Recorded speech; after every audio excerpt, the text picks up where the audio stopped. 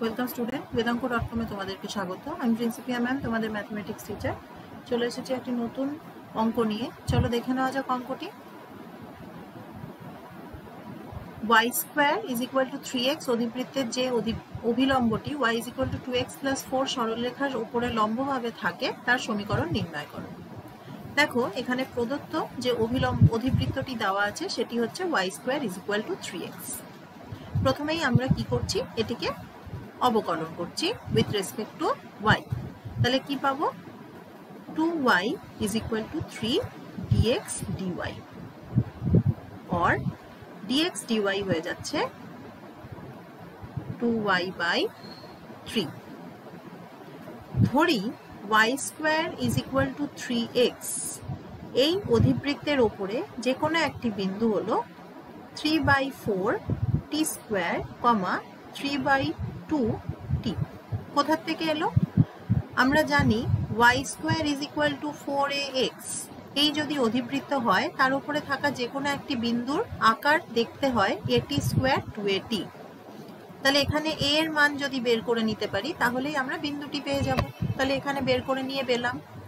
তাহলে dx dy at 3/4 t square, 3/2t তে আমি পাবো কত? 2 into 3/2t by 3, তার মানে t।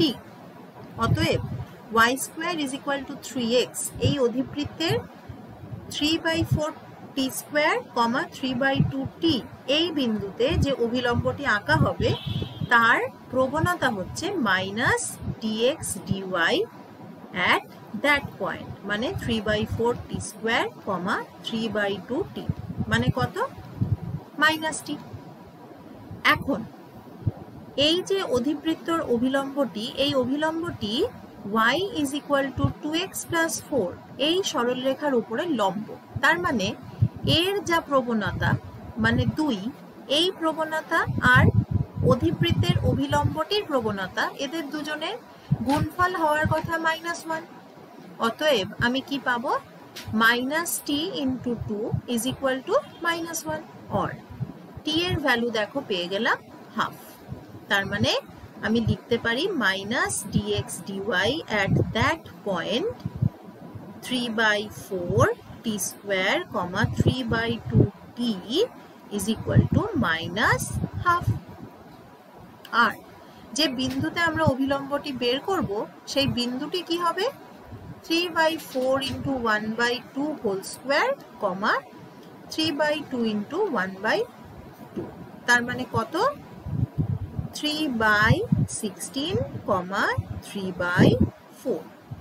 অতএব y square is equal to 3x অধিবৃত্তের 3/16, 3/4 বিন্দুতে অভিলম্বের সমীকরণ হবে y minus y1 is equal to minus dx dy at x1, y1 x minus x1।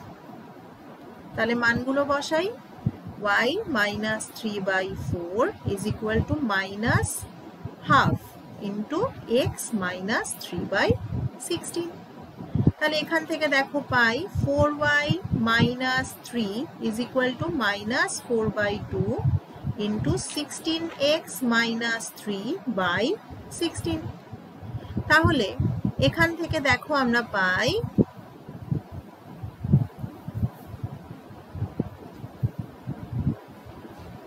4y minus 3 is equal to minus 2/16 into 16x minus 3।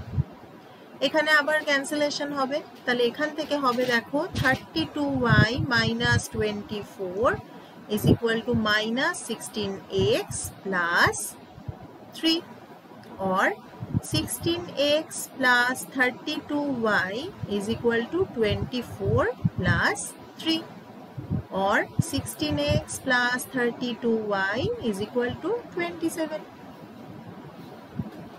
এটি হলো অভিলম্বের সমীকরণ। Thank you for watching বেদাঙ্ক.com। আরো নতুন নতুন অঙ্কের সমাধান পেতে অবশ্যই বেদাঙ্ক.com ব্রাউজ করুন। Thank you.